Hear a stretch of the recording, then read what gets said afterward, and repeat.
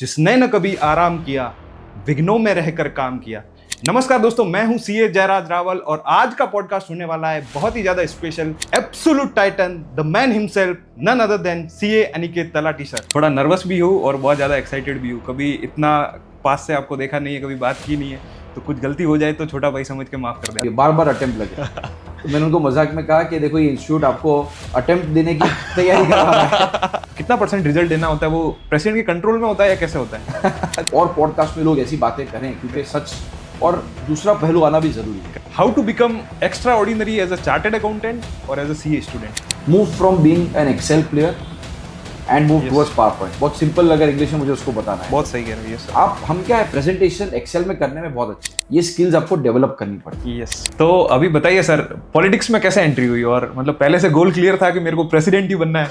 देखो मैं पॉलिटिक्स में नहीं हूँ, उसके पहले ही साल में मैंने वाइस प्रेसिडेंट कंटेस्ट किया and with god's blessing my parents. मैं उसका रियल रीजन आज आपको बताता हूँ। ये शायद मैंने कभी किसी पॉडकास्ट या इंटरव्यू में बात नहीं कही है। तो अगर मैं कहूँ मुझे पूरा भरोसा था, मैंने सब रणनीति की थी, कोई किसी मैं लोगों को कहता हूँ ये ऐसा इलेक्शन है जहाँ पूरे दुनिया के बड़े से बड़े तुरमखा जो है ना पॉलिटिक्स के, वो इस इलेक्शन में फेल आया। मैं बोला ये क्या है आपकी इंस्टीट्यूट, आप लोग पेपर बनाते लोगों को फेल करने, वो जो कोर्स में नहीं है वो पूछ लिया, इतने 3 घंटे में पेपर होता है क्या खत्म, मुझे सीए करना ही नहीं है, ये लो किताब। मैंने सब ऑलमोस्ट रेडी था, सब फेंकने के लिए। मैंने बोला पापा मैं 35-36 पे अटक जाऊंगा, मुझे नहीं आएंगे इतने मार्क्स।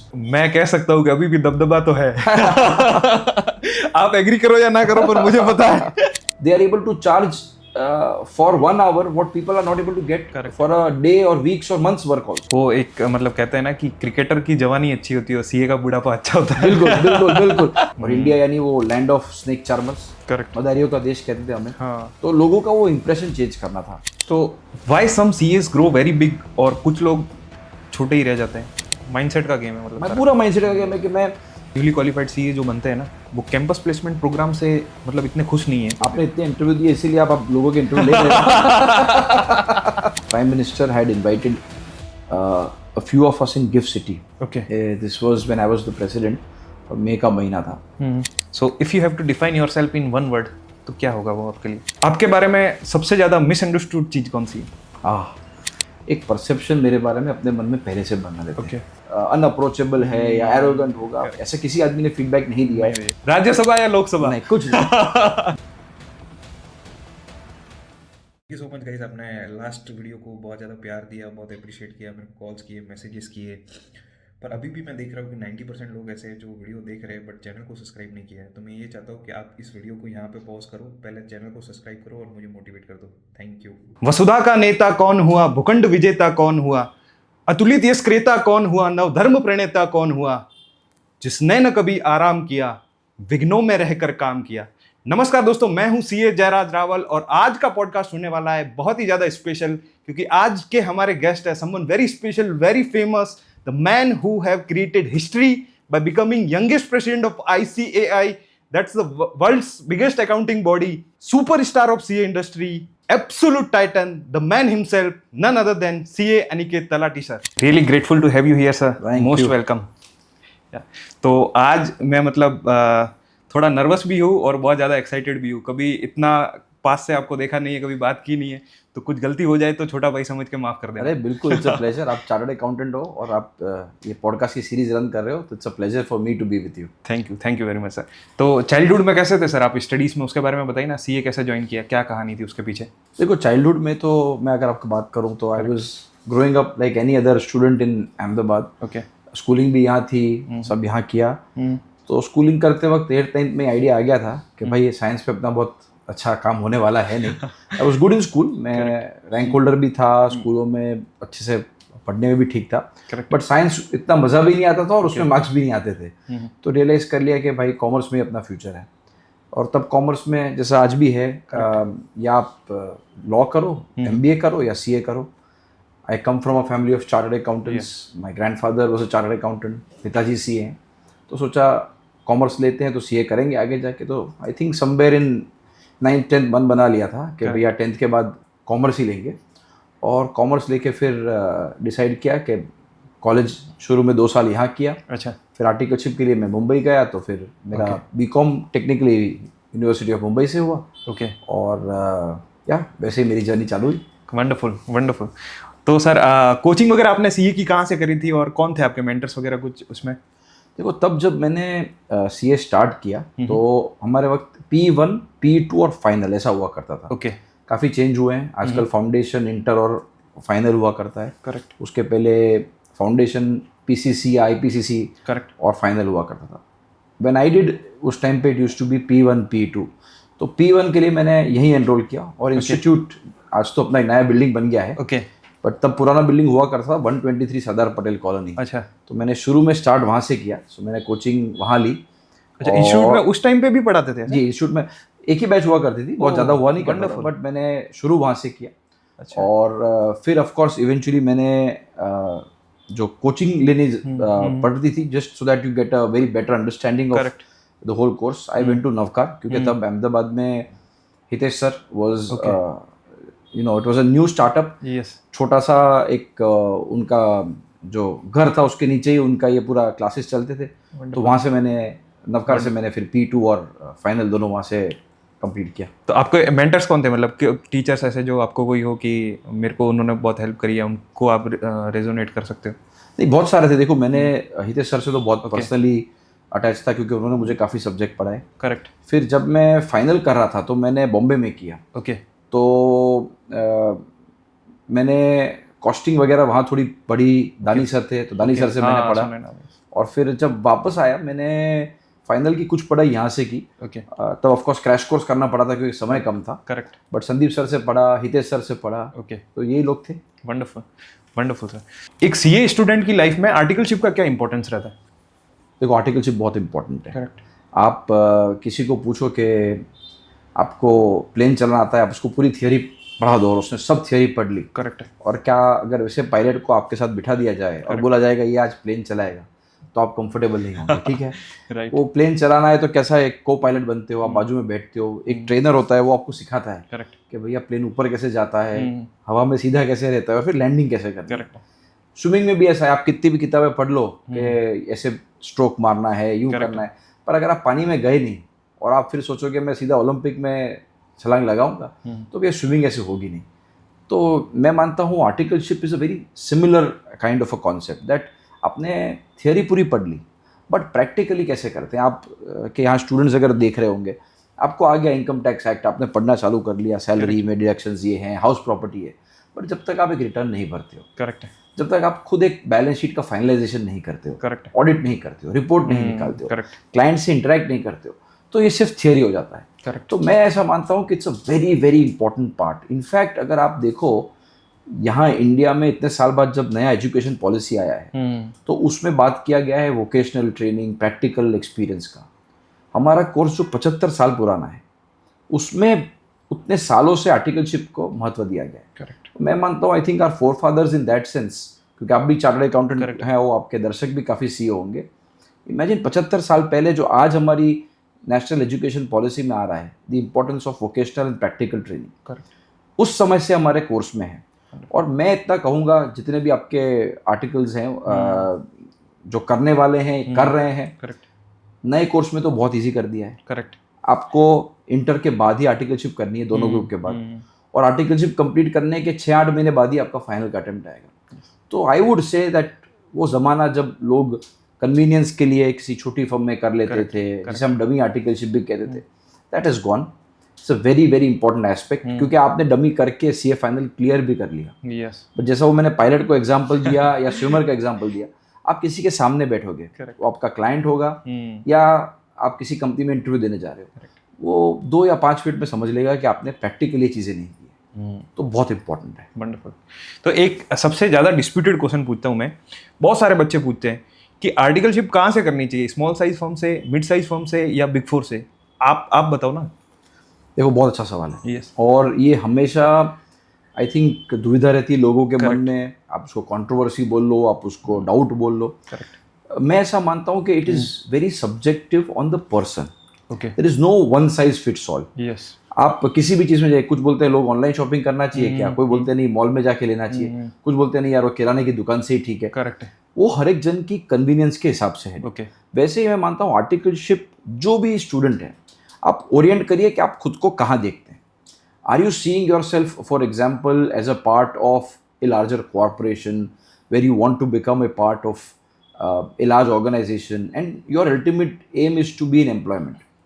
तो अगर आप वो माइंड से जा रहे हो तो मैं सोचूंगा कि आपको लार्जर फर्म्स में फोकस करना चाहिए। करेक्ट। क्योंकि वहाँ आपको प्रोसेस सिखाया जाता है। करेक्ट। लार्जर ऑर्गेनाइजेशन में आपसे मैं पहले बात कर रहा था, आपने बताया कि आपने भी एक इंटरनेशनल फर्म में पहले काम किया है, तो शायद आपने आर्टिकलशिप जब की तब शायद टाइम शीट काफ़ी आपके दोस्तों ने तो सुना भी नहीं होगा क्या होती है, what is the important of time keeping, time sheet भरना, how do you work in a larger environment जहाँ 100, 200, 500, 1000 लोग एक साथ काम कर रहे हैं। तो ये चीज़ें अगर आपको अल्टीमेट एम है कि मुझे लार्जर कॉर्पोरेशन में जाना है, तो मैं मानता हूँ कि larger firms are a better option for you. Correct.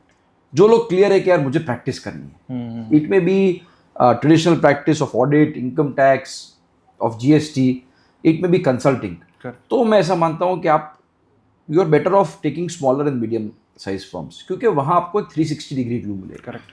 बड़ी फर्म में क्या होगा, आपको एक डिवीजन में डिपार्टमेंट डाल दिया, करेक्ट, तो आप फिर उसी में रह जाते हो, सीमित। हाँ, आप प्रोसेसेस सीखते हो, बाकी सब चीज़ें सीखते हो, बट मैं मानता हूँ जो 1-to-1 इंटरेक्शन है कि नए क्लाइंट जब आएंगे उनको आप कैसे ऑनबोर्ड करोगे, कैसे उसे कंफर्ट दोगे, वो शायद स्मॉल और मीडियम फर्म्स में आपको बेटर बताया जाएगा। तो समराइज अगर मुझे करना हो तो मैं ऐसा कहूँगा कि any student who is deciding कि where I should do articleship, align it with your ultimate गोल।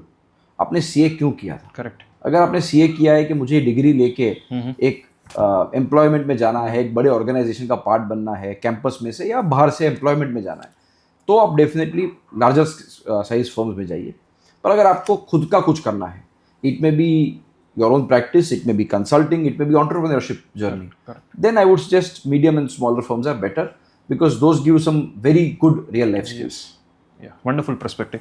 अभी बहुत सारे ऐसे सीए एस्पिरेंट्स हैं जिनको मल्टीपल अटेम्प्ट्स आए हैं और वो रोज फाइट कर रहे हैं, तो उनके लिए आप क्या एडवाइस देना चाहोगे, कैसे वो इस दलदल से बाहर निकल सकते हैं?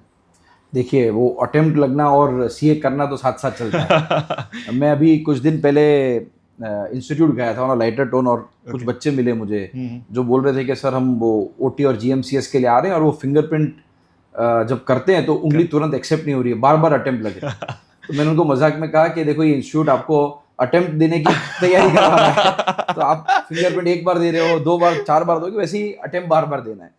और एक और अपने वहाँ तो लाइटर टोन में कहावत है कि सीए करने में पैसे बड़े कम लगते हैं, जवानी पूरी लग जाती है। तो अटेम्प्ट तो देखिए लगेंगे, पार्ट ऑफ कोर्स है, क्योंकि it makes you stronger. But मैं उन सभी स्टूडेंट्स को ये कहूँगा कि डोंट गेट डिसहार्टेंड। करेक्ट। ये ऐसा मत सोचिए कि यार इंस्टीट्यूट ने मुझे फेल किया। हालांकि मेरे खुद के भी एक्सपीरियंसेस है जिसमें मुझे लगता था जब मैं करता था यार ये ऐसा क्यों कर रहा है, but having been as a part of the institute from branch to central council and having served as the president of the institute, मैं आपको कह सकता हूँ कि इंस्टीट्यूट किसी को फेल करने के लिए तो एग्जाम लेता नहीं है। करेक्ट। अभी अगर हमारी कुछ गलतियाँ हो गई हैं, काफ़ी बार मैं देखता हूँ कुछ बच्चे तैयारी अच्छी करते हैं बट एग्जाम प्रिपरेशन नहीं है, उन्होंने कभी पेपर लिखे नहीं है। करेक्ट। तो 3 घंटे में पेपर खत्म ही नहीं हो पाता है।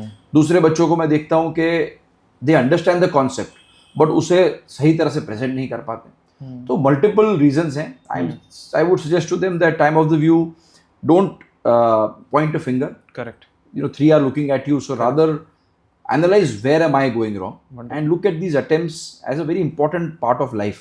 क्योंकि लाइफ भी पूरी सक्सेस वाली नहीं होती, कुछ ना कुछ कहीं ना कहीं हर एक आदमी को फेलियर आएगा। तो मैं मानता हूँ ये कोर्स इतना बढ़िया है कि आपको फेलियर के लिए और सक्सेस दोनों के लिए तैयार करता है। वंडरफुल। तो कितना % रिजल्ट देना है ये, मतलब आप जैसे प्रेसिडेंट रहे वो इंस्टीट्यूट के, तो कितना % रिजल्ट देना होता है, वो प्रेसिडेंट के कंट्रोल में होता है या कैसे होता है? देखिए, ये एक इंटरेस्टिंग सवाल है। देखो, प्रेसिडेंट की रिस्पॉन्सिबिलिटी बहुत है। Okay. There are lot of confidential aspects to the exam process जो मैं शायद हर एक प्रेसिडेंट अपने साथ जब तक जीता है अपने साथ ऊपर ले जाता है, क्योंकि ये अपना एक ऐसा कोर्स है जिसकी क्रेडिबिलिटी बहुत स्ट्रांग है। करेक्ट है। ये ऐसा कोर्स है जिसका रिजल्ट पैटर्न पे किसी का इन्फ्लुएंस नहीं चलता है। करेक्ट। आज अगर काउंसिल की आप बात करें तो कितने ही काउंसिल मेंबर, कितने ही पास्ट प्रेसिडेंट के बच्चों ने जो लास्ट अटेम्प्ट गई उसमें अटेम्प्ट दिए होंगे और वो फेल भी हुए हैं। करेक्ट। तो यहाँ किसी का इन्फ्लुएंस नहीं चलता है because it's a very very sacred process. Correct. Think one thing we are all proud of is कि यहाँ कोई रिजर्वेशन नहीं है, correct, caste, community, creed, gender वगैरह कुछ नहीं चलता है, मेरिट चलता है, बस पास हुए तो डजेंट मैटर आप कहाँ से आ रहे हो और कौन हो, आप सीए बन सकते हो। तो देखिए ये प्रिजर्व करने के लिए प्रेसिडेंट काफ़ी चीज़ें होती है जो मैं आपको शायद पॉडकास्ट पे तो नहीं बता पाऊंगा, बट इतना ज़रूर कहूँगा as an exam process okay, for all your viewers, students, Correct. However is you know in the mindset के यार एग्जाम कमेटी बैठती हो कि सोचते होंगे यार साला आज तो इनको फेल करना है, ऐसा कभी नहीं होता है। ओके, मैं 75 साल की हिस्ट्री से बता सकता हूँ। ओके, मेरे ग्रैंडफादर 9 साल सेंट्रल काउंसिल मेंबर रहे हैं, अच्छा, मेरे पिताजी 9 साल काउंसिल में रहे, प्रेसिडेंट रहे, करेक्ट, मैं खुद 6 साल काउंसिल में रहा हूँ, Correct. प्रेसिडेंट बना।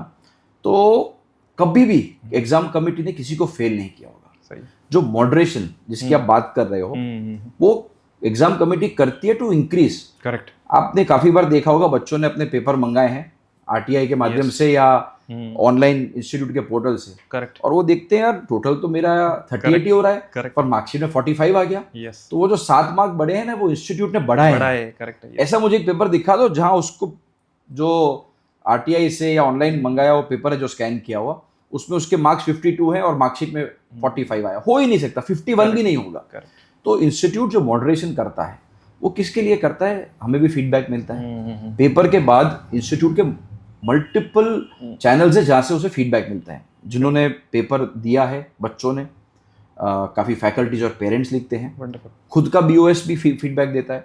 तो हमें अगर लगता है कि हाँ इस क्वेश्चन में गलती थी, होती है, करेक्ट, ये मल्टीपल चॉइस में आंसर में एम्बिग्विटी थी, तो इंस्टीट्यूट सो मोटो वहाँ एक मॉडरेशन का काम करता है। ओके, तो देखो भाई ये किसी का विम्स एंड फैंसी नहीं है। अगर रिजल्ट जेन्युइनली खराब आया है और उसके कारण ये हैं तो पावर काउंसिल के पास है, रेगुलेशन में दिया गया है और वो पावर एग्जाम कमेटी यूटिलाइज करती है और मॉडरेशन करती है। वंडरफुल। मैं मतलब जैसा आपने बताया सेम मेरे फ्रेंड के साथ भी ऐसा ही हुआ था। उसका लॉ में पेपर इतना अच्छा नहीं हुआ था और फिर भी वो पास हो गया था, और जब उसने मंगवाई आरटीआई से कॉपी तो उसमें मार्कशीट में 40 मार्क्स थे और आरटीआई में से कॉपी जब मंगवाई तो उसको 34 मार्क्स थे, तो 6 मार्क का ग्रेस मिला। मतलब मैं खुद भी शॉक हो गया था कि ये कैसे हो गया। जब उसने बोला ना कि मैं पास हो गया तो मैं शॉक हो गया, तू कैसे पास हो गया? देखिए ये होता है, उसको सब्जेक्ट में भी ग्रेस मिले होंगे। और काफी बार क्या होता है ना, इतना बढ़िया सिस्टम है आज कि अगर उसको एग्जाम कमिटी देख रही है और कोई स्टूडेंट है जिसके 2 सब्जेक्ट में ऑलरेडी 60 ऊपर है, करेक्ट है, और एक में उसको कम आ रहा है, तो उसका भी एक मॉडरेशन होता है और रीवेरिफिकेशन होता है कि यार ये बच्चा, सिस्टम खुद ही देखता है करेक्ट कि अगर इतना अच्छा पढ़ने में है, एकेडमिकली इतना स्ट्रांग है, तो कैसे ऐसा हो गया कि इस पेपर में फेल हुआ है। तो जो भी मॉडरेशन होता है, जैसा आपने आपके फ्रेंड के माध्यम से कहा है, आई होप और पॉडकास्ट में लोग ऐसी बातें करें, क्योंकि सच और दूसरा पहलू आना भी जरूरी है। काफी बार क्या होता है, लोग ऑनलाइन अपना फ्रस्ट्रेशन और एंगर ही निकालते हैं। सही बात। तो ये वाले फैक्ट्स भी बाहर आने चाहिए और ये होता है। वो सेम जैसे आपने बताया ना, उसका यही था कि 2 पेपर में उसको 60 अप थे और 2 में 40 के नीचे थे, तो दोनों में उसको ग्रेस देके ग्रुप निकाल लिया था। यस। तो जब रिजल्ट आया तो हम डिस्कस कर रहे थे, तो मेरे को अभी भी वो चीजें याद है। ऐसे उसने बोला कि मैं पास हो गया, मैंने बोला क्या बोल रहे हो तू, वापस बोल। बिल्कुल। How to become extraordinary as a chartered accountant और एज अ सीए स्टूडेंट? देखो, CA student I think it's a very important phase of your life. Okay, तो सिर्फ मुझे एग्जाम पास करनी है, सिर्फ ये फोकस मत रखो। करेक्ट। काफी सारे स्टूडेंट एसोसिएशंस हैं, विकासा जिसको हम कहते हैं वेस्टर्न रीजन में, सिकासा साउथ में, इकासा ईस्ट में, निकासा नॉर्थ में। आप इसमें एक्टिव पार्टिसिपेशन करिए। This is not something that the institute is doing just because it has a mandate to do. Okay, मैं काउंसिल में रहा हूँ, बोर्ड ऑफ स्टडीज़ में रहा हूँ, प्रेसिडेंट रहा हूँ।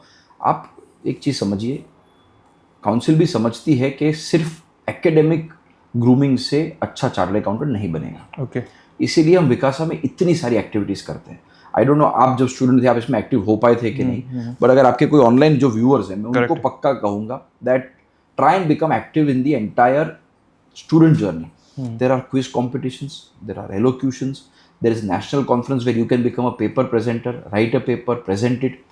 ये सब चीज़ें बहुत ज़रूरी है, क्योंकि आप जब सीए कर रहे हो, मैंने जब सीए किया, इनकम टैक्स एक्ट जो मैंने पढ़ा 61 वो 1 अप्रैल से जा रहा है। करेक्ट। मेरे पास कंपनीज एक्ट 1956 था, 2013 तो बहुत बाद में आया। यस। जीएसटी तो था ही नहीं। जब मैं पढ़ता था तब गुजरात में वैट भी इंट्रोड्यूस नहीं हुआ था। हम सेल्स टैक्स पढ़ के पास हुए हैं, उसके बाद वैट आया और वैट के बाद जीएसटी आ गया। यस। तो एवर इवॉल्विंग प्रोफेशन है हमारा। करेक्ट। और अगर आपको इसके साथ चलना है तो स्टूडेंट लाइफ में भी अगर आप इसमें पार्टिसिपेट करते हो तो definitely I would say that it's a very important aspect. Second, अगर आप कॉलेज में हो, enjoy all of that. Correct.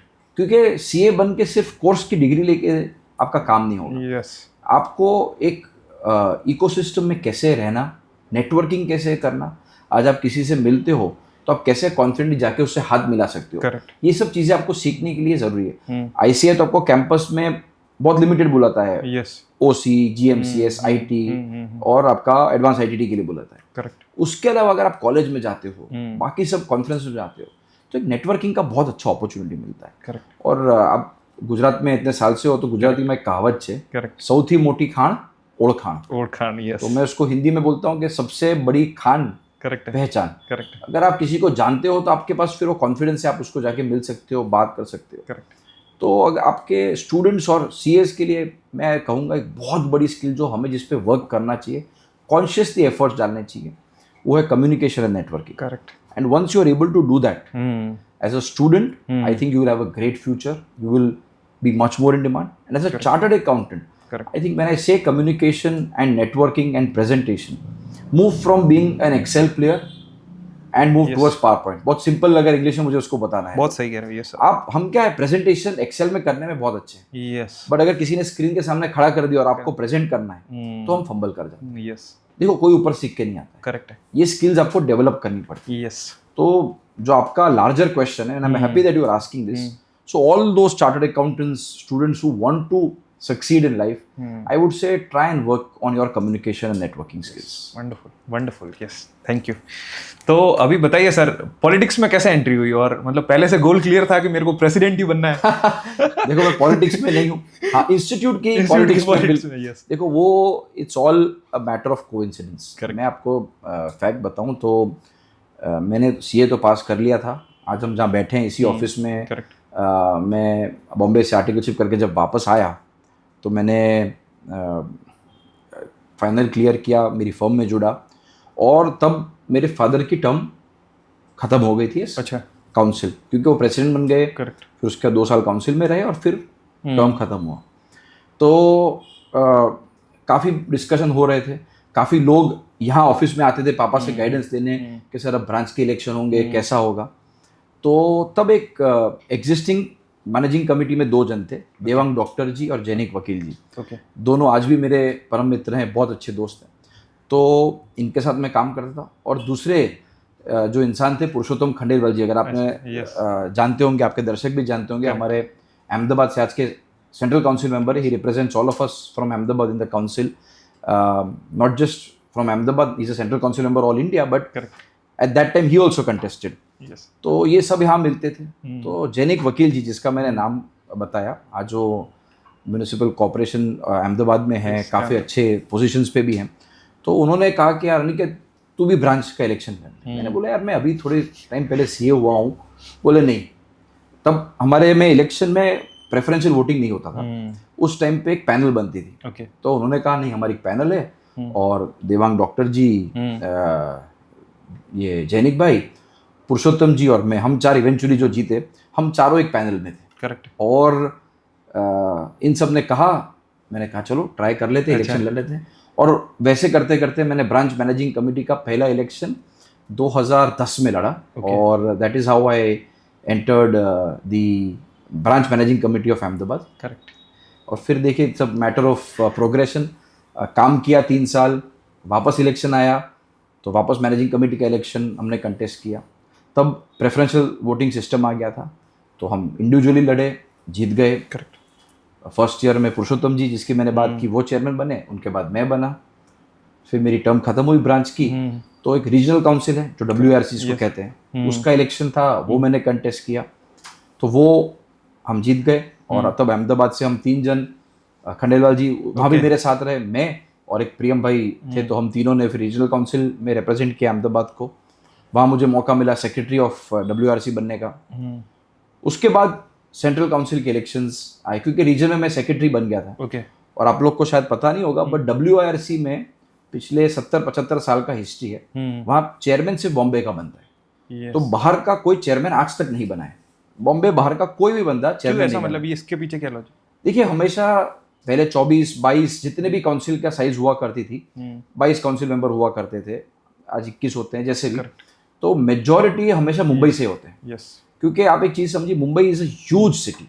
आज वेस्टर्न रीजन में इतने चार्टर्ड अकाउंटेंट्स हैं, उसका मोटा मोटी 50% सीए मुंबई और ग्रेटर मुंबई, उसमें मैं नवी मुंबई और उसके सबब सबको इंक्लूड कर रहा हूँ, वहाँ से आते हैं। करेक्ट है। तो आज भी रीजनल काउंसिल में आधे से ज़्यादा लोग वहाँ के होते हैं। अच्छा, दूसरी बात है मुंबई में ब्रांच नहीं है, तो बाकी जो अहमदाबाद, सूरत, बड़ौदा, पुणे, नासिक, करेक्ट, बाकी जगह से जो जीत के जाते हैं उनको ब्रांच में काम करने का चांस मिलता है। यस, बॉम्बे वालों में ब्रांच नहीं है, तो वो लोग मानते हैं कि नहीं यार हमारी ब्रांच नहीं है, this is WRC is largely to serve Mumbai. Correct. और पहले से शायद ऐसा माना जाता था कि मुंबई में रहना पड़ेगा, कौन रहेगा, तो इसी वजह से चेयरमैन कभी बाहर का होता नहीं था। तो मैंने सोचा मे भी अभी ये अच्छा सिस्टम बना हुआ है, क्यों हम इसको डिस्टर्ब करें। राइट। तो अगले साल मैंने सेंट्रल काउंसिल का इलेक्शन कंटेस्ट किया, वंडरफुल। और that's how with the support of all members of Gujarat and entire western region I got elected to the central council. ICI world की लार्जेस्ट अकाउंटिंग बॉडी है, और उस अकाउंटिंग बॉडी के आप president बने, youngest president, मतलब इतनी कम एज में कैसे ये हो पाया? नहीं देखो जयराज भाई, आपको एक बात बताऊं, ये चीज़ें प्लान नहीं की जाती हैं। अभी अगर मैं किसी को कहूं कि देखो मैंने फर्स्ट डे जब ब्रांच इलेक्शन कंटेस्ट किया था तो मैंने सोच लिया था कि मैं 2 टर्म ब्रांच लड़ूंगा, फिर 1 टर्म रीजन लड़ूंगा, फिर उसके बाद मैं सेंट्रल काउंसिल में जाऊंगा 19 में, फिर 3 साल बाद जब कंटेस्ट करूंगा सेंट्रल काउंसिल, और मेरी सेकेंड टर्म थी, उसके पहले ही साल में मैंने वाइस प्रेसिडेंट कंटेस्ट किया, and with god's blessing, my parents good wishes and of course the support of all members, I could become the vice president and then the president the next year. But in hindsight ये सब लगता है कितना बढ़िया sequence है। Life में ये चीज़ें इतनी इजीली प्लान नहीं होती है। हाँ, मैं मानता हूँ आप अगर एक डायरेक्शन में काम करते हो, see I come from a family of chartered accountants and I come from a lineage where my grandfather served the council for 9 years. तो मैंने पूरे काउंसिल की बातें उनसे सुनी, मेरे पिताजी जो काउंसिल में रहे, प्रेसिडेंट रहे, उनसे सुना, और ये मेरे लिए ऑलवेज एक माध्यम था कि आप कैसे इंस्टीट्यूट को सर्व कर सकते हो, कैसे आप अपने प्रोफेशन को सर्व कर सकते हो। मैं आपको मेरे ब्रांच की जो आपने स्टोरी बताई ना, 2010 में मैं पहला इलेक्शन लड़ा, मैं उसका रियल रीज़न आज आपको बताता हूँ। ये शायद मैंने कभी किसी पॉडकास्ट या इंटरव्यू में बात नहीं कही है। मुझे अभी भी याद है, मैं आर्टिकलशिप मुंबई में किया, और फिर फाइनल के बाद हमारा GMCS बाद में होती थी, फाइनल के बाद करनी थी। तो मैं GMCS करने, और तब नया नया GMCS शुरू हुआ था, शायद 1 साल ही हुआ था, 2 साल हुए होंगे। तो मैं गया, मैंने पता किया कि कहाँ होता है, तो बोले ब्रांच की बिल्डिंग में। तो मैं चला गया ब्रांच। आप लोग के टाइम पे शायद ये नहीं हुआ होगा, बट आपके अगर जो दर्शक हैं जो 2010, 11, 12, 15 तक जिन्होंने अगर CA किया है उनको याद होगा, सुबह 5 बजे ब्रांच पे लाइन लग जाती थी। ओह, क्या आज GMCS की बैच खुलने वाली है? तो जो बाहर से लोग आते हैं, अहमदाबाद में तो क्या है, पूरे सौराष्ट्र से, नॉर्थ गुजरात से, राजस्थान से, MP से सारे बच्चे आते हैं। तो सुबह 5 बजे से लाइन लग जाती थी। ओके, मुझे आइडिया नहीं, हम तो चले गए 10 बजे के हमारा फॉर्म भरेंगे। पूरी लाइन, दोनों फ्लोर में लोग खड़े हैं, बाहर गेट तक लाइन। तो मैं जाके लाइन में जुड़ गया। अच्छा, किसी को मैसेज मिल गया कि मैं आया हूँ, और तब मेरे पिताजी काउंसिल मेंबर तो थे, पास्ट प्रेसिडेंट थे। तो कोई स्टाफ में से आया, बोले सर आप आइए, आप फॉर्म भर दीजिए। मैं बोला भैया मुझसे ये नहीं होगा। I will feel very odd that so many students who are with me, they are waiting in line. Correct. उनका चांस मेरे से पहले आ रहा है, वो मेरे से पहले खड़े, तो मेरा जब नंबर आएगा तब मैं फॉर्म भर दूंगा। फिर वो 2-3 घंटा लगा, ऊपर गए, पूरा फॉर्म हमने मैन्युअली भरा, और मेरा GMCS का बैच लग गया। फिर रिजल्ट आया, पास हो गया। पास हुआ तो मैंने बोला मेंबरशिप अप्लाई करते हैं। तो हमारे टाइम पे फिजिकल मेंबरशिप का एप्लीकेशन फॉर्म था। ओके, फॉर्म भरा। फिर वह क्या, आप अटैच करिए आपकी PE1, PE2 फाइनल की मार्कशीट, GMCS का सर्टिफिकेट। मैं सोचा यार हम पूरे दुनिया को इंटरनल कंट्रोल प्रोसेस पढ़ाते हैं, राइट, और जो मार्कशीट इंस्टीट्यूट ने मुझे इशू की वो मैं सर्टिफाई करके इंस्टीट्यूट को वापस सबमिट कर रहा हूँ, correct, for the purpose of membership. तो मैंने तब सोचा कि यार अगर मुझे चांस मिलता है तो मैं 2-3 चीज़ें करना चाहता हूँ। पहला, टेक्नोलॉजी लेके आऊँ ब्रांच पे, सो दैट अगर किसी को GMCS करना है, आज बुक माई शो पे आप मूवी की टिकट, या आजकल तो लोग कॉन्सर्टों की बड़ी बड़ी टिकट भी खरीद लेते हैं उस पे, तो क्यों ऐसा पोर्टल इंस्टीट्यूट का ना हो जहां हम GMCS या IT या किसी और का बैच हो तो ऑनलाइन उसमें कर सकें। दूसरा, मैंने सोचा कि यार ये मेंबरशिप का प्रोसेस भी कैसे सुधार सके। Right. And I was truly privileged, मुझे सब चेंज करने का मौका मिला। ब्रांच में था तो 6 साल वेबसाइट लार्जली मैं ही देखता था, तो मैंने पूरा, Ahmedabad was the first branch जहाँ हमने पूरा डिजिटलाइज कर दिया GMCS का प्रोसेस। वैसे ही जब मैं सेंट्रल काउंसिल में गया तो हमने एक SSP का प्रोजेक्ट चालू किया। यस। तो जो सेल्फ सर्विस पोर्टल जो बना है TCS के साथ मिलके मैंने बहुत समय दिया। राइट। और पूरा प्रोसेस डिजिटलाइज, आज आपको मालूम है, यस। आप स्टूडेंट का एनरोलमेंट करो, आप उसके बाद आपका रिजल्ट जो आता है वो ऑटोमेटिक पोर्टल पे अपडेट होता है और आप नेक्स्ट लेवल के लिए अप्लाई करते हो। करेक्ट। और जब मेंबरशिप का फॉर्म भरना है, हमारे टाइम मैंने फॉर्म भरा, उसको सेल्फ अटेस्ट किया, सर्टिफाई किया, ब्रांच में भेजा, ब्रांच ने मुंबई भेजा, मुंबई ने कहीं दिल्ली भेजा, और 1.5 महीने बाद मेरे पास वो पर्ची आई थी मेंबरशिप। राइट। यस। और आज ऐसा दिन है यस कि रिजल्ट आता है दोपहर को, शाम को एग्जाम कमेटी उसको SSP पे अपलोड करती है, नेक्स्ट डे मॉर्निंग SSP पे आपको आपका अपडेटेड स्टेटस दिखता है, आप दोपहर को मेंबरशिप अप्लाई करते हो यस। और शाम को मेंबरशिप नंबर मिल जाता है। तो सोचो, जो चीज़ 2 महीना लगती थी उसको हम 2 दिन में ले आए। करेक्ट। तो ये कुछ कारण थे जिसकी वजह से मैं इंस्टीट्यूट के पब्लिक लाइफ में गया। It's wonderful. तो जिस दिन VP का इलेक्शन था, आप उस दिन, मतलब वो वाला दिन कैसा था? आपने पूरा क्या स्ट्रेटेजी बनाई थी या कैसा था? मतलब आपको पता था पहले से कि आज मैं जीतने वाला हूँ या मैं इलेक्ट होने वाला हूँ, या क्या था उस दिन के बारे में थोड़ा बताओ ना। देखो, किसी को पता नहीं होता है। अच्छा। अभी हम फरवरी में बैठे हैं और 12 फरवरी फिक्स डेट है जब वाइस प्रेसिडेंट का इलेक्शन होता है और वाइस प्रेसिडेंट बनते हैं। तो अगर मैं कहूँ मुझे पूरा भरोसा था, मैंने सब रणनीति की थी, कोई किसी, मैं लोगों को कहता हूँ ये ऐसा इलेक्शन है जहाँ पूरे दुनिया के बड़े से बड़े तुरंखा जो है ना पॉलिटिक्स के, वो इस इलेक्शन में फेल है। करेक्ट है। क्योंकि आपको 32 काउंसिल मेंबर मिलके वाइस प्रेसिडेंट इलेक्ट करते हैं। ये 32 के 32 लोग खुद इलेक्ट होके आए हैं। करेक्ट। तो समझते हैं प्रोसेस को।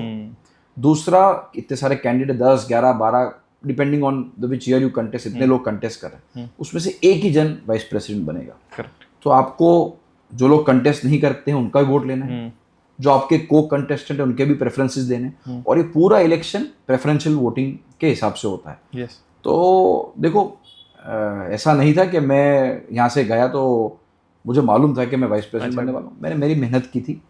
मैंने जो पहले 3 साल इंस्टीट्यूट में काम किए, मुझे उसका पूरा भरोसा था कि ये कहीं ना कहीं लोगों ने देखे हैं, इसीलिए मैं जनरल इलेक्शन भी जीता। और मेरे काउंसिल के कलीग्स ने भी मेरा जो डेडिकेशन है towards whatever work was given to me was seen. और हाँ, चैलेंज था, मैं सबसे यंगेस्ट मेंबर था पूरे काउंसिल का। करेक्ट। तो वहाँ उन लोगों से वोट लेना जो मेरे से तो बड़े थे, कुछ लोग तो मेरे फादर के एज के थे। करेक्ट। कुछ लोग मेरे फादर के साथ पास्ट में काउंसिल में रह चुके थे। ओह। उन लोगों को जाके कन्विंस करना कि यार ये 35-36 साल का लड़का, करेक्ट, कोई लड़का ही था, Correct. और अभी भी आई एम जस्ट 40, तो वो आपको लीडरशिप दे पाएगा। पर मुझे ऐसा खुद के पे कॉन्फिडेंस था कि यार नहीं, मैंने काम किए, लोगों ने देखे, और मैं एक पॉजिटिव माइंडसेट से उस दिन 12 फरवरी को इंस्टीट्यूट गया। मुझे अभी भी याद है, शनिवार का दिन था। अच्छा। तो हनुमान मंदिर है, वहाँ गया सुबह में, वहाँ से इंस्टीट्यूट गया, but I was very relaxed, क्योंकि मुझे ऐसा नहीं था कि यार नहीं बन जाना है, नहीं बनेंगे तो क्या होगा। So I didn't keep all of those pressures, and sometimes when you don't keep too much of pressure and expectation in your mind and work with a positive mindset, you walk in thinking I have given my best. Wonderful. I have met everybody, I have done all that I could. Candidate number 11, Yes. Talati Aniket Sunil is the vice president, so you automatically stand up. और हमारे में इतनी बढ़िया system है council में Okay. कि जैसे ही आप VP बन गए, Okay. उस दिन पहले तक मैं अनिकेत भाई, अनिकेत था, पर जैसे ही मैं उस कुर्सी से खड़ा हुआ, मैं निकला, हर एक काउंसिल मेंबर से आप मिलते हो, हाथ मिलाते हो, वो it's a once in a lifetime moment, because from that day on you will never sit as a normal council member. आपकी चेयर लगेगी वहाँ प्रेसिडेंट के बगल में, करेक्ट, और अगर आप पास्ट प्रेसिडेंट बनोगे तो आगे प्रेसिडेंट और वाइस प्रेसिडेंट के साथ ही आपको बैठना है। तो वो लास्ट क्षण है जहाँ आप एक नॉर्मल काउंसिल मेंबर के रूप में बैठे हो, आप खड़े होते हो, आप हर एक जन को मिलते हो, and every person, he may have contested against you, he may have contested with you, he may not have voted for you, he may have voted for you. Every person comes and greets you with all love, respect, and they start calling you vice president sir, vice president sir. तो एक ही moment में life change हो जाता है। मुझे याद है, मैं निकला और आगे आगे जाता गया, और ऑफ कोर्स फिर याद आया कि घर से भी किसी को इन्फॉर्म नहीं किया। तो किसी और काउंसिल नंबर बोला पिताजी का फोन है। Oh my God. अच्छा, पिताजी का भी फोन आया, बोले VP sir how are you. तो ये एक बहुत बड़ा लाइफ के लिए एक Wonderful. चेंज था, एंड ऑफ कोर्स उनके ब्लेसिंग्स थे, उनका गाइडेंस था, तो फिर Correct. सबको मिले Goosebumps. और वहां पहुंचे। बिल्कुल it's once in a lifetime moment. Then I आप कह रहे हो, मेरे को फील हो रहा है। तो and then you know you address the council as vice president, of course I did that, and then we go down, okay. क्योंकि फर्स्ट फ्लोर पे काउंसिल हॉल है। तो अब जब नीचे जाते हो तो सबसे पहला इंस्टॉलेशन जो कहते हैं हम, वो वाइस प्रेसिडेंट को होता है, क्योंकि जो वाइस प्रेसिडेंट थे कल तक वो प्रेसिडेंट बनने वाले। तो आपको लेके आपके कैबिन में पहले हम प्रेसिडेंट को ऑफ कोर्स इंस्टॉल करते हैं, प्रेसिडेंट का इंस्टॉलेशन होता है, उसके बाद वो तुरंत वाइस प्रेसिडेंट को अपनी चेयर पे बिठाते हैं।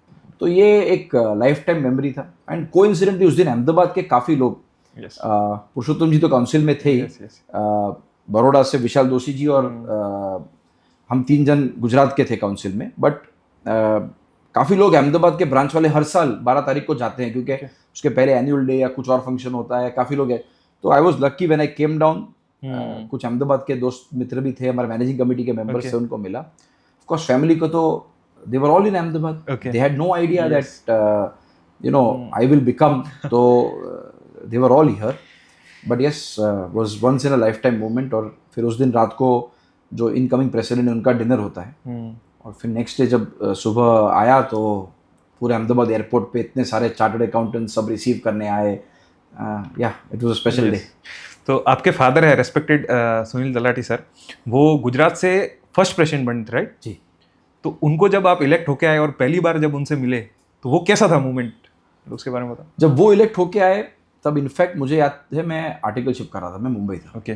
तो उनका जब इलेक्शन हुआ तब मैं मुंबई में ही था, but once the election result came, तब 5 फरवरी को रिजल्ट इलेक्शन होते थे। तो आई थिंक संडे था मोस्टली, इफ आई रिकलेक्ट, कि उस दिन उनका इलेक्शन हुआ, एंड देन 2006 में वो वीपी बने। फिर ऑफ कोर्स वहाँ उनका प्रोग्राम हुआ, and next day when he came back, तब मैं अहमदाबाद आया था। तो तब मैं उनको यहाँ आके मिला था, but at that point I couldn't be in Delhi. But of course जब वो प्रेसिडेंट बने 5 फरवरी 2007 को, तब मैं डेफिनेटली दिल्ली गया था, and it was a proud moment for me seeing my father take the chair of president, and for my grandfather who was in the council for 9 years, but he could not become the president, he had contested. उसी आप council में जितना एक बड़ी चीज़ है, वो भी बहुत बड़ी चीज़ हाँ, बट प्रेसिडेंट बनना काफ़ी सारे फैक्टर्स होते हैं, तो वो नहीं बन पाए थे। तो मुझे अभी भी याद है जब वो चेयर पे बैठे, मैं और दादाजी दोनों सामने थे, तो both had very different feelings. For him it was maybe of satisfaction that my son has finally achieved this, and for me it was of course an inspiration. Correct. My father is now going to lead one of the largest accounting professions in the world. तो जब आप VP बन के मतलब आए यहाँ पे, तो सेम वे आपके फादर का कैसा रिएक्शन था, सर का, सुनील सर का, जो फर्स्ट टाइम आपको मिले, जैसे दिल्ली से आप आए और पहली बार पापा से मिले, तो कैसा? तब पूरी फैमिली एयरपोर्ट आ गई थी, and it was a very special personal moment. Of course I could see a lot of pride in his eyes, and उन्होंने मुझे जाते वक्त भी कहा था कि अनिकेत देखो, वीपी के इलेक्शन में पहली बार लड़के जीतने वाले बहुत रेयर हैं इंस्टीट्यूट की हिस्ट्री में। अच्छा, पहली बार ही लड़के जीत गए थे? हाँ, मैंने एक ही बार वीपी का इलेक्शन कंटेस्ट किया और I one. So of course it was a matter of pride for us that for him rather that I could get elected, but साथ साथ personal moment भी था, that his son, he could see taking the office, so he had come at the airport, or I mean कैसी थी feeling वो? नहीं देखो, सच्ची बताऊं तो it was a matter of great satisfaction for me, क्योंकि ऐसा कैसा नहीं था, उनका प्रेशर था कि नहीं यार तू काउंसिल गया है तो तुझे प्रेसिडेंट ही बनना है। उन्होंने कभी मुझे जीवन में नहीं कहा कि नहीं आपको ये करना ही पड़ेगा। उसने बोला देख कोशिश कर। मैं जब पहली बार लड़ा भी तो मैं उनको मिलने गया, तो उन्होंने कहा नहीं कि मैंने भी मेरे सेकंड टर्म के फर्स्ट ईयर में कोशिश की थी, मुझे कुछ सपोर्ट नहीं मिला, मैं वीपी लड़ा, नहीं बन पाया। फिर थर्ड ईयर में उन्होंने जब सेकंड टाइम इलेक्शन कंटेस्ट किया, he won and he emerged as the vice president. तो उन्होंने मुझे यही कहा था कि कोशिश करना, बाकी it's on the hands of the council members and of course God almighty. तो प्रेशर नहीं था, बट हाँ ऐसा था कि यार जब जा रहे हैं काउंसिल में तो we should try that if we get the opportunity, correct, we should become the vice president and eventually the president of India need people like you.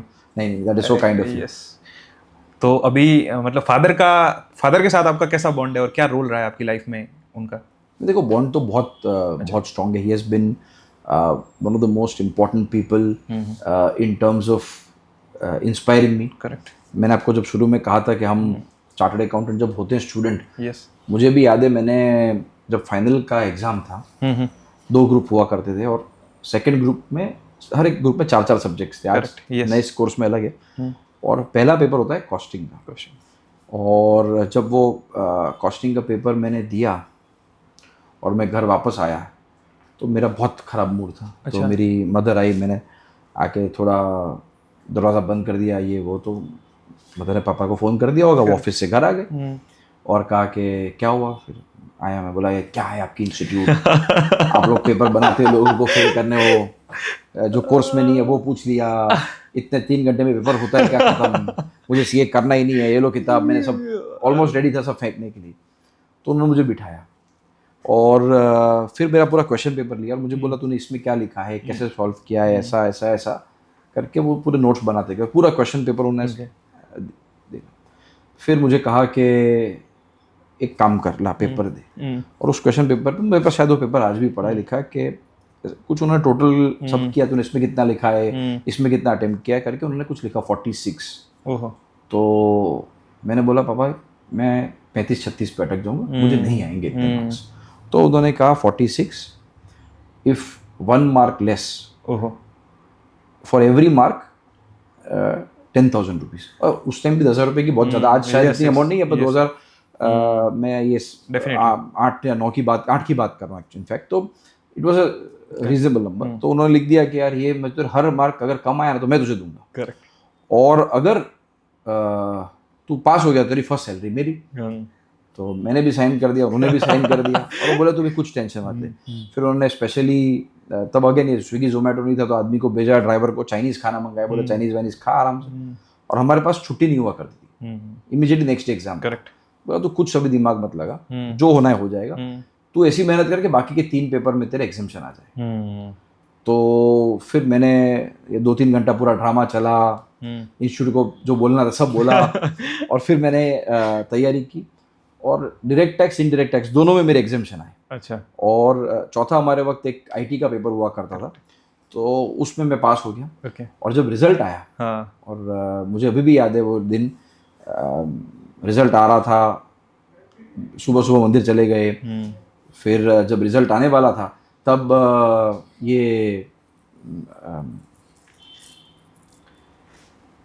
मैं मंदिर में बैठा 2 घंटा, वापस आया घर और पापा ने जब न्यूज़ बताया कि यार चार्टर्ड अकाउंटेंट, ऑफ कोर्स शौक तो था ही. और आप मानो कि उस कॉस्टिंग के पेपर में मेरे एग्जैक्ट 46. क्या बात है. And I could clear in the first attempt. Wonderful, wonderful. जोरदार. तो यस, डेफिनेटली.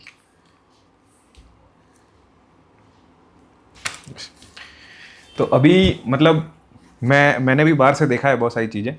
अभी भी अहमदाबाद में ऐसा माना जाता है कि कमेटी का इलेक्शन कौन जीतेगा वो अनिकेत तलाटी सर के ऑफिस से डिसाइड होता है. ये इसमें कितना सच है या कैसा है? ऐसा बिल्कुल कुछ सच नहीं है.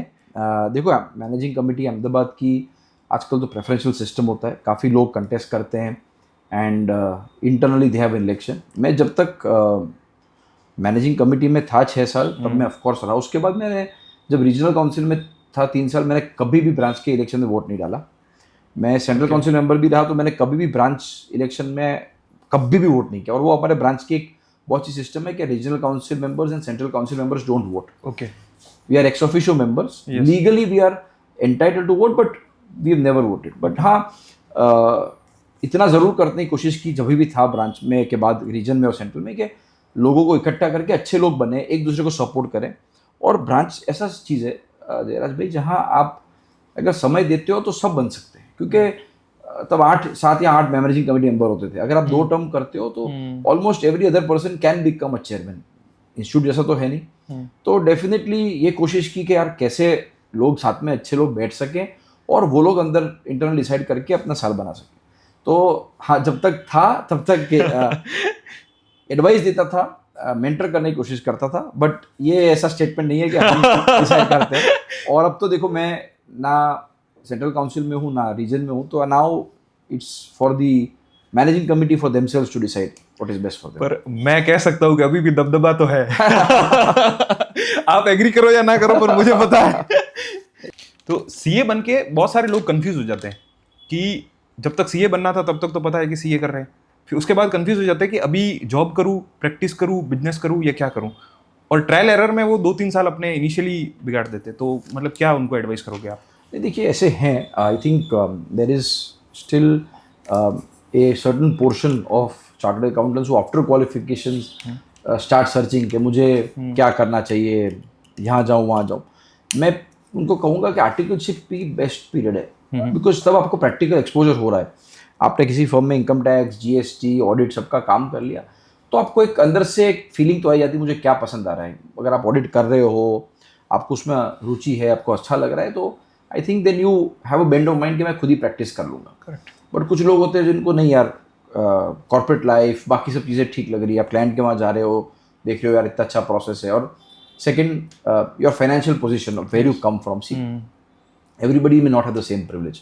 कुछ लोगों को ऐसा होता है कि यार सीए बनते ही मुझे मेरी फैमिली को सपोर्ट करना है financially, then for them starting a practice is not an option honestly, Yes. because they want a monthly salary so that they are able to support the family and also live their dreams.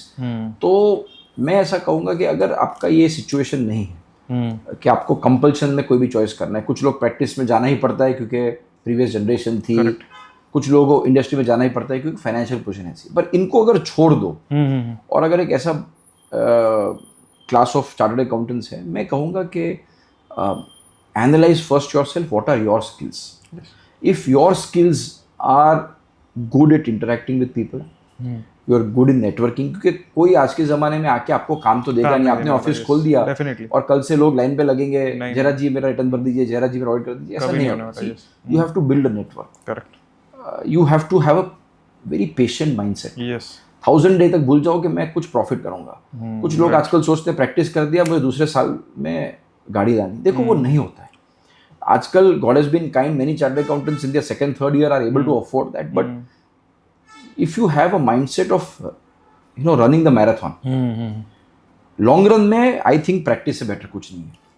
Correct. आपको जो reward मिलता है पहले 10 साल disproportionate मेहनत है और बहुत कम इनकम है। करेक्ट। फिर आगे के 15-20 साल मेहनत करोगे उतना इनकम है। Yes. और जो लास्ट के 10-15 साल है ना, yes. उसमें इतनी मेहनत में इतना पैसा मिलता है। तो it's a very different kind of a marathon. Correct. That initially your efforts are very high and income is this, but if you are willing to do that long marathon and wait for the end, then in the end I have senior chartered accountants, my father I am including others, for whom if people come and they practice in the chamber, they are able to charge for 1 hour what people are not able to get Correct. for a day or weeks or months work also. Yes. तो ये कब हो जाता है जब आपके पास ये experience build हो रहा है। तो अगर आप मैराथन रनर हो तो प्रैक्टिस में जाओ, पर अगर आपको लगता है नहीं यार I want work life balance, मुझे हफ्ते में 5 दिन काम करना है, मुझे और भी हॉबीज या और भी चीज़ें मीट करनी है, then you should choose industry. Yes. वो एक मतलब कहते हैं ना कि क्रिकेटर की जवानी अच्छी होती है और सीए का बुढ़ापा अच्छा होता है। बिल्कुल बिल्कुल बिल्कुल। आई थिंक फ्लिप है ना। yes. उसको क्या है, जब से शुरू किया, आजकल तो लोग 14-15 साल में शुरू कर रहे हैं। करेक्ट। बट अगर आईपीएल आपने खेलना शुरू किया 18-19-20 साल के हो, तो आपकी 20 से 35-40 maximum, that is the age of your prime. Yes. आजकल ऑफ कोर्स कमेंट्री में लोग अच्छा पैसा बना रहे हैं, बट 20 से 40 में उनका मैक्सिमम अर्निंग होता है, बाकी उनको फिर लाइफ निकालनी है। अपने में उल्टा है, 20 से 40 में आपको बहुत मेहनत करनी है, प्योर ग्राइंड, और फिर after that grind that you have done, then from 40 to 60-70 is I think that all the hustle that you have done in your first 40 years then pays off. तो which area of CA practice you believe कि ये future है? देखो मैं एक चीज़ पे बहुत focus करता था जब मैं चार्टर्ड अकाउंटेंट के किसी सेमिनार में जाता था या किसी ICI के CP इवेंट में जाता था, और मुझे बड़ा गर्व है कि इंस्टीट्यूट ने भी इसके बारे में सोचना कर दिया है। ये आप देख रहे हो यहाँ CA इंडिया का लोगो लगा है। ये मुझे सौभाग्य मिला इस लोगो को लॉन्च करने का when I was institute president, और मैंने ये इसीलिए किया कि I want the Indian chartered accountant to have a global image. Okay, see हमने अपने आप को सीमित कर लिया है यहाँ के इनकम टैक्स, यहाँ के GST, यहाँ के लेबर लॉस, सब इंडिया सेंट्रिक करके, जबकि हमारा जो कोर्स है वो ऐसा है कि आपको ग्लोबल के लिए रेडी करता है। करेक्ट। आज IT सेक्टर में ऑलरेडी हो चुका है। आप किसी भी टेक कंपनी में जाओ, सुंदर पिचाई हो, सत्या नडेला हो, बड़ी जितनी भी माइक्रोसॉफ्ट, गूगल, जितनी बड़ी कंपनियां सब इंडियंस चला रहे हैं। धीरे धीरे मैं मानता हूँ कि कॉमर्स में भी ये हो रहा है, चार्टर्ड अकाउंटेंट्स में। आप बड़ी बड़ी कंपनियों के सीएफओ ग्लोबली देखो, टेस्ला का जो सीएफओ है करेक्ट है, आज इंडियन चार्टर्ड या अकाउंटेंट। हाँ, तो मैं मानता हूँ अगले 10 साल में शायद सब बड़ी कंपनियों भी हमारे चार्टर्ड अकाउंटेंट फाइनेंस रोल्स में होंगे। वंडरफुल। तो मैंने एक चीज़ जो पहले से प्रयास किया वो ये था कि कैसे हमारे चैप्टर नेटवर्क जो ऑलरेडी ग्लोबल चैप्टर्स हैं हमारे, उनको हम इंटीग्रेट करें, आईसीआई का पार्ट बनाएं। ओके, दूसरा, हमारे चार्टर्ड अकाउंटेंट्स को ग्लोबल अपॉर्चुनिटीज दिखाएं। Yes, Either you move to these countries and you know build a career and take the CA brand with you, or even sitting in India, there is so much global opportunities. You can work in the US, Canada, UK, Australia market sitting from India. Correct, और मुझे मौका मिला world Congress of accountants जो हमने host किया India, वो 118 साल बाद पहली बार इंडिया में आया, तभी भी हमने प्रोजेक्ट किया इंडिया को। Correct, and the idea was that Indian chartered accountants, जो हमारी पहले एक माइंडसेट हुआ करता ना, इंडिया एंड सीए यानी पता नहीं यार उसको क्या आता है, और इंडिया यानी वो land of snake charmers, correct, मदारियों का देश कहते थे हमें। हाँ, तो लोगों का वो इंप्रेशन चेंज करना था, और with our international participation and with a lot of efforts and of course the council having supported this, आज आप देखिए हमारी इंटरनेशनल कॉन्फ्रेंसेस भी पूरी रीब्रांड हो गई हैं। हम इसे वर्ल्ड फोरम ऑफ अकाउंटेंट्स कहते हैं, where we invite the world. तो आपने जो कहा, चार्टर्ड अकाउंटेंट्स के लिए एक बहुत इंपॉर्टेंट एरिया जो है वो है to think themselves not just as a local accountant but a global accountant. तो वाई सम सीएस ग्रो वेरी बिग और कुछ लोग छोटे ही रह जाते हैं, क्यों ऐसा? मतलब देखो इसमें काफ़ी कारण है। मैंने बहुत चार्टर्ड अकाउंटेंट से इंटरेक्ट भी किया है, बात भी किया है, और there are lot of chartered accountants who prefer to be small. उनको लगता है कि यार I am happy in where I am. See, everybody is not having the same level of ambition, right? Okay. Many chartered accountants feel यार मैंने practice इसीलिए की थी कि मैं अपने टर्म्स पे काम कर सकूं। मैं सुबह काम करता हूँ, आराम से लंच लेने के लिए मुझे घर जाना है, मैं घर जा सकता हूँ, आराम करके वापस आता हूँ, वापस 3-4 घंटा काम करता हूँ। I work at my own pace and I time my day, my week और my year as per my convenience. तो आप जो बात कर रहे हो, काफ़ी चार्टर्ड अकाउंटेंट्स, हमें लगता होगा कि यार ये इतनी प्रैक्टिस साइज में क्यों सीमित रह गया, कि 30 लाख 50 लाख या इतनी ही प्रैक्टिस उसकी क्यों है, बट वो खुश है। There are many who are doing that. So I think first and foremost हमें समझना पड़ेगा, there are very different kinds of chartered accountants also. Not everybody wants to make a big firm और be a part of a larger firm, I think. But for those who want to grow and they are not able to grow big, I think the biggest I think impediment in that process is our attitude. You have to understand that मैं अकेला limited चीज़ ही कर पाऊंगा। Okay, आप कोई client आया, company corporation है, ROC का काम है, एमसीए का काम है, मैं करूंगा। राइट, रिटर्न भरना है, इनकम टैक्स का काम करना है, उसकी फाइलिंग करनी है, टीडीएस भरना है, मैं करूंगा। मंथली जीएसटी भरना है, एनुअल जीएसटी करना है, सब करना है, मैं करूंगा। अच्छा, आपको कभी कुछ कंपनी बड़ी हो गई, एसएमई आईपीओ करना है, बड़ा आईपीओ करना है, मैं करूंगा। अच्छा, इंडियास लग रहा है, इंडियास के फाइनेंशियल्स करने हैं, मैं करूंगा। और कोई काम आ गया, उसका इंसॉल्वेंसी हो गई, मैं करूंगा। अरे यार, आज वो जमाना गया। एक टाइम था जब people used to appreciate this. Correct. But आज आप खुद देखिए, और किसी भी फील्ड में देखिए, क्या आपने कभी देखा है कोई क्रिमिनल लॉयर आके सिविल केस फाइल करता है?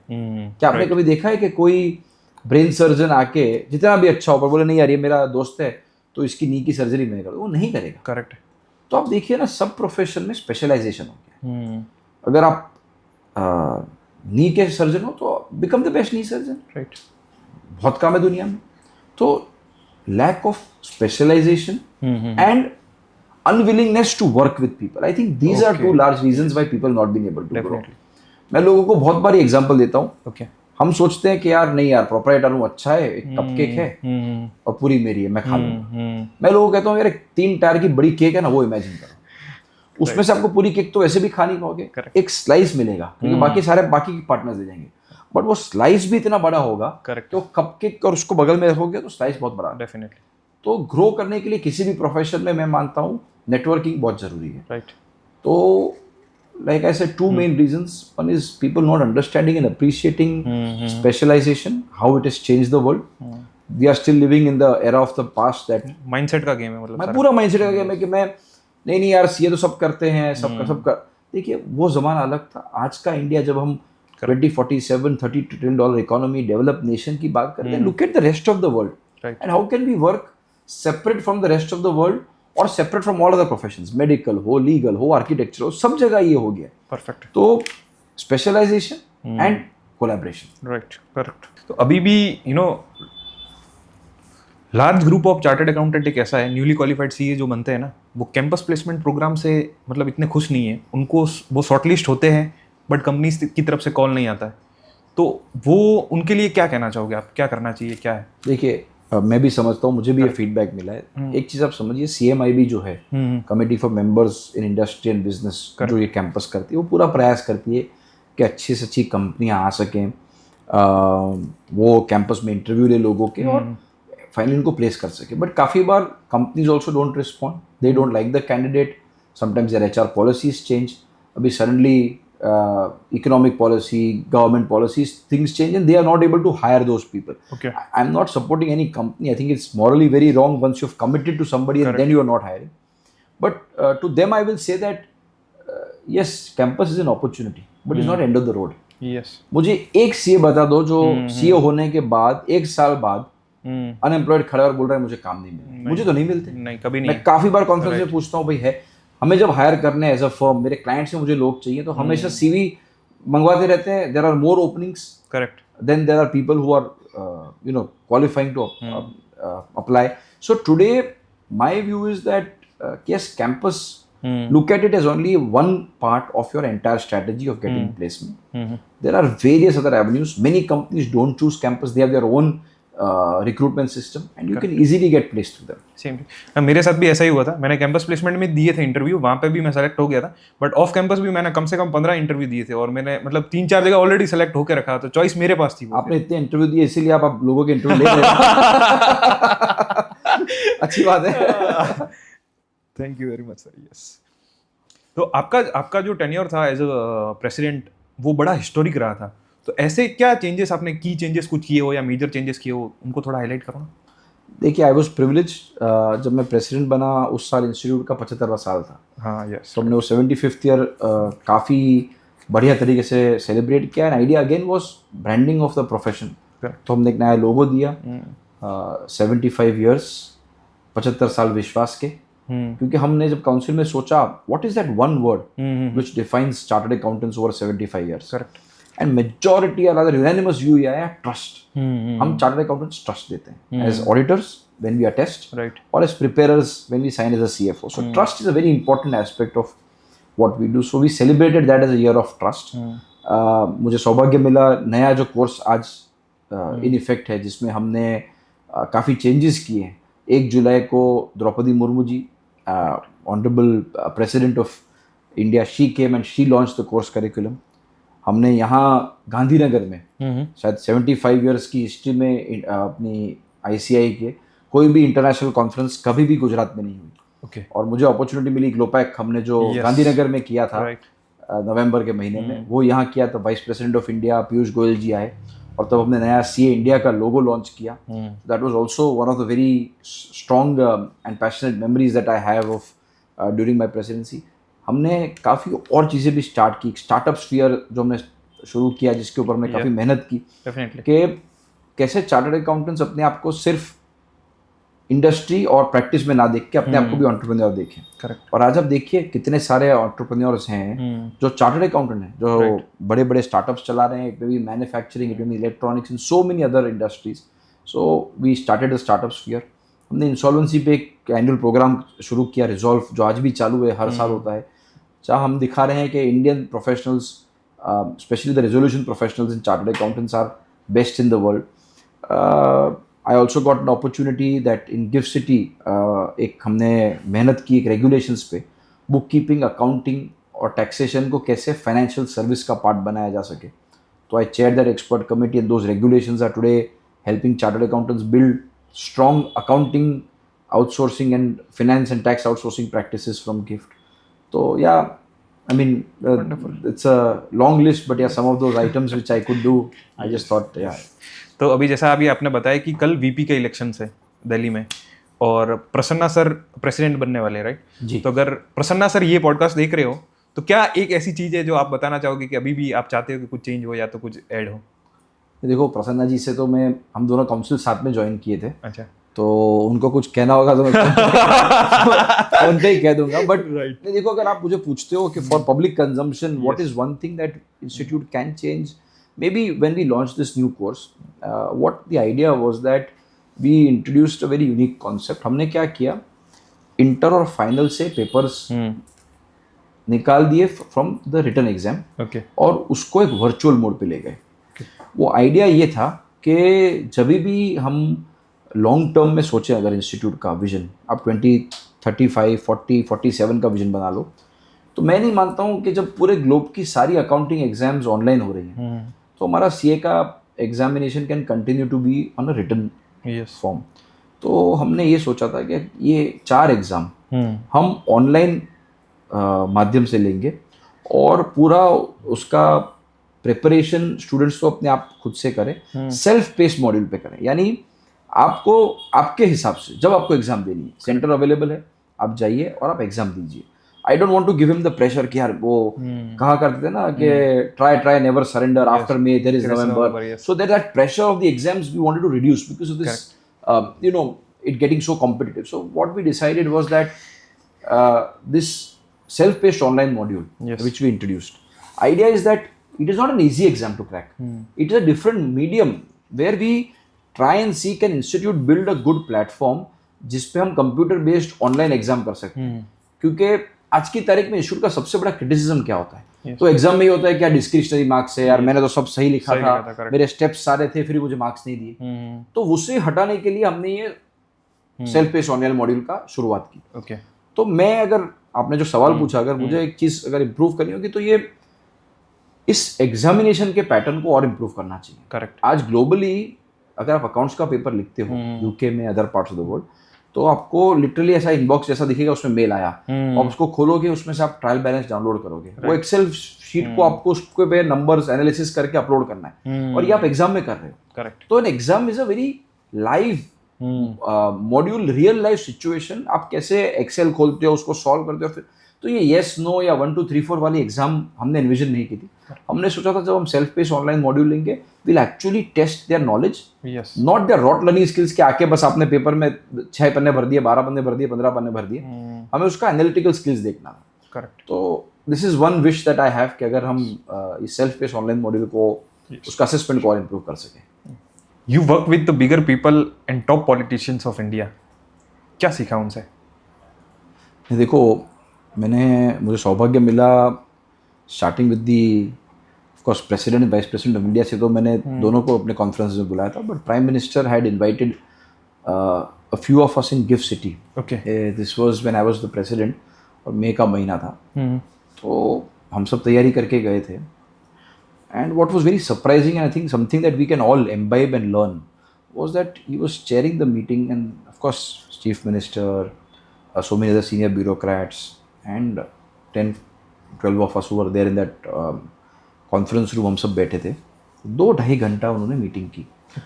See, how do you conduct a meeting? शुरू में आके कहा कि ये अच्छा है, इसके बारे में तारीफ मेरे को सुननी नहीं है. ओके. तो मुझे कोई पॉजिटिव, आपको क्या प्रॉब्लम है और उसका क्या सोल्यूशन है वो बताइए. Okay. So look at the agenda, how he's setting. Yes. That I want problems and solutions.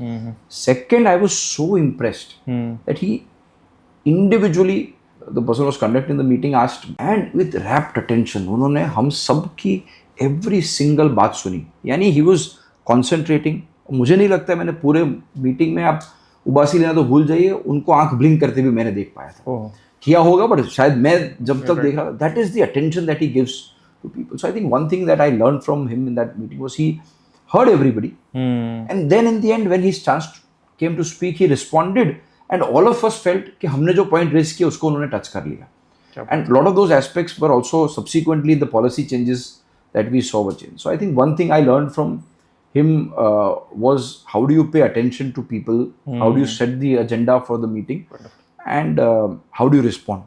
Of course, I got the opportunity to meet FM multiple times. उनके वहाँ भी ऐसे ही 2 चेयर्स लगी हुई हैं, तो मैं उनको तो as vice president multiple times मिला, और उनसे भी मैंने काफ़ी चीज़ें समझी. सबसे important I think what I learned from her was there were lot of challenging situations also, lot of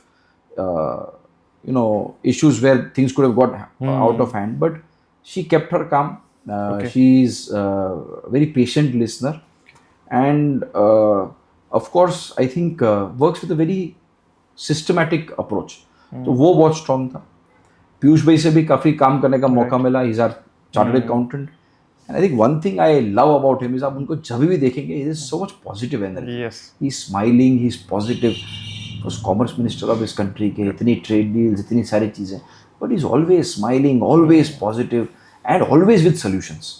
तो I think yeah, these are some of the people. Since you asked, इनसे क्या सीखा, तो these are the major points. It's wonderful. वो कहते हैं ना, बड़े लोग ऐसे ही बड़े नहीं बनते, कुछ हैबिट्स होती है उनकी, कुछ तरीके होते हैं, उसी वजह से बड़ा बनता बिल्कुल. देखिए, लोगों को लगता है कि यार he got lucky, she got lucky, इनका ये नहीं होता है. Correct. उनके पीछे उनके सालों की मेहनत है. Yes. लोग बोलते थे ना कि वो सचिन कवर ड्राइव मारते हैं तो सीधा गैप में ही जाती है. वो आपको लगता है कि वो ड्राइव ब्यूटीफुली गई और गैप में से गई, पर उसके पीछे उन्होंने सालों साल, घंटों, एवरी डे वो ड्राइव प्रैक्टिस की है. तो जो बैट नीचे आता है ना, Correct. वो किस एंगल पे जाता है और कैसे कवर ड्राइव लगती है ना, Yes. वो उसकी मेहनत है. Right. काफी बार लोग कहते हैं कि यार आपने यार स्टेज पे बात की, इतना अच्छा था and yes, some of it is gift, but lot of it is lot of great and hard work also. You have to work on how you want to develop those skills.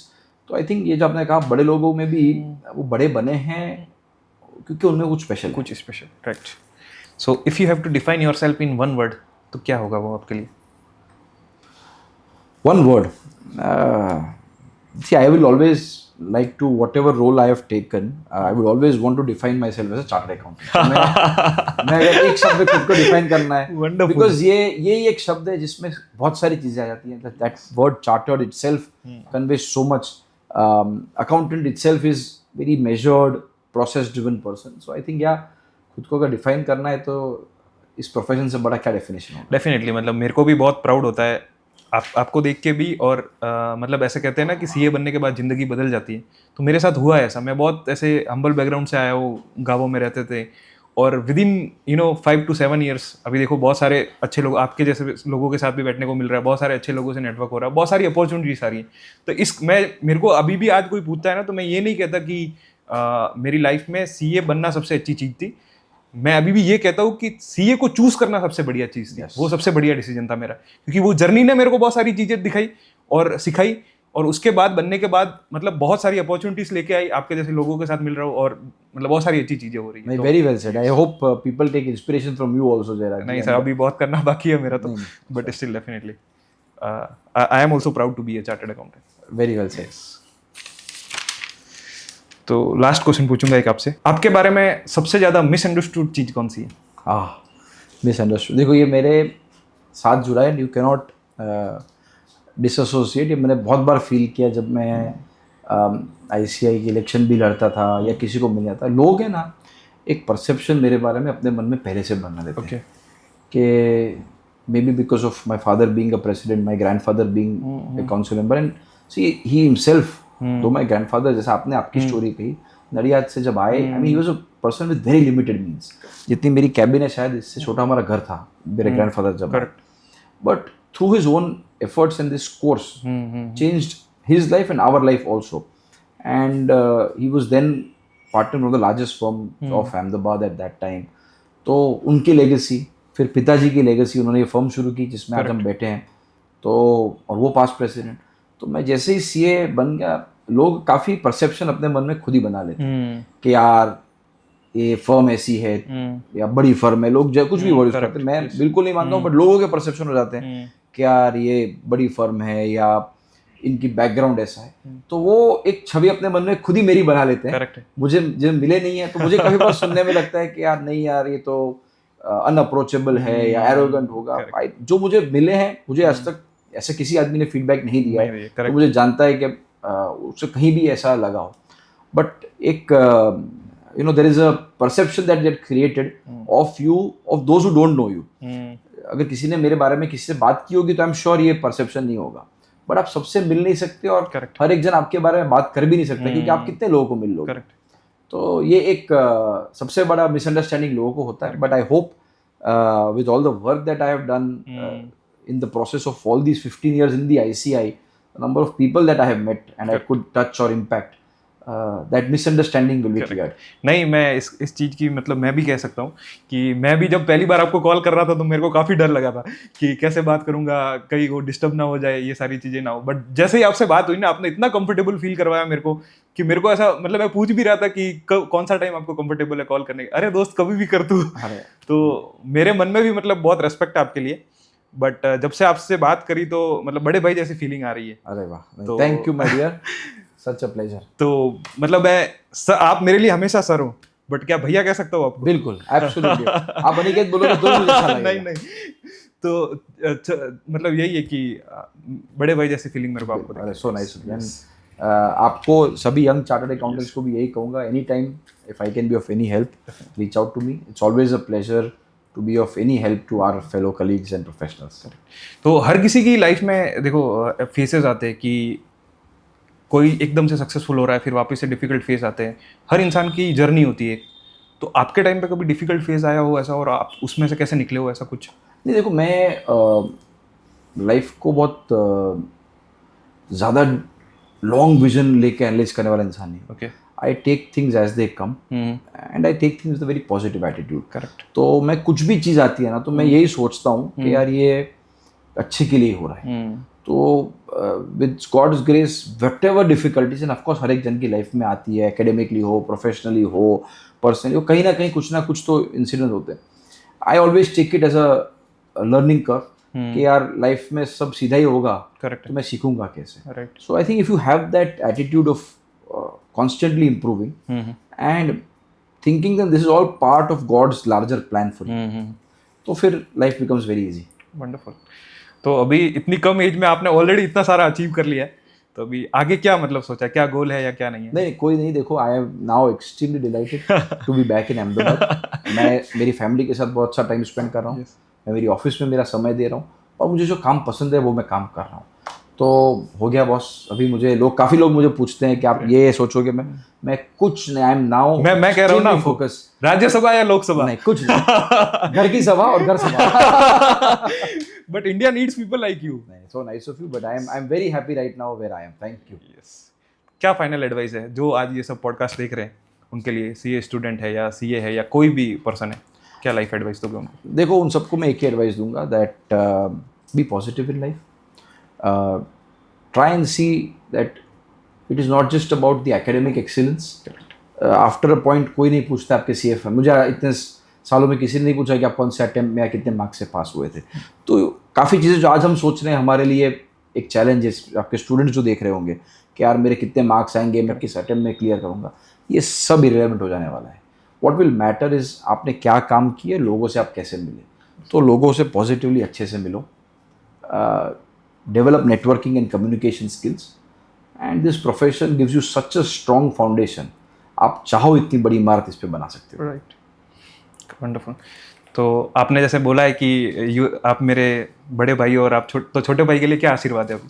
मैं ऐसा ही चाहूँगा, जरा जो आपने ये journey शुरू की है, एक अलग जर्नी है। चार्टर्ड अकाउंटेंट्स इसमें जनरली नहीं करते। मैं तो बहुत कम सीएस को जानता हूँ जो ये काम कर रहे हैं। तो मैं तो आपको ऐसी विश करूँगा कि आप आके जाके जो अनऑडिटेड बाय जयराज, तो ये जो आपने चालू किया है, इसमें आप इंडिया के सबसे बड़े चार्टर्ड अकाउंटेंट्स का तो आप इंटरव्यू लो। आगे जाके यूए के यहाँ के जो टॉप फाइनेंस के माइंड्स हैं, उन लोगों के साथ आप बैठो and try and spread knowledge. I think today with technology we live in a world that everything is available at your fingertips. You should only know what is the right medium, and let you be the right medium for our chartered accountants together. Thank you so much. Thank you so much for doing this. बहुत मजा आया, बहुत अच्छा लगा आपसे मिलके। Thank you.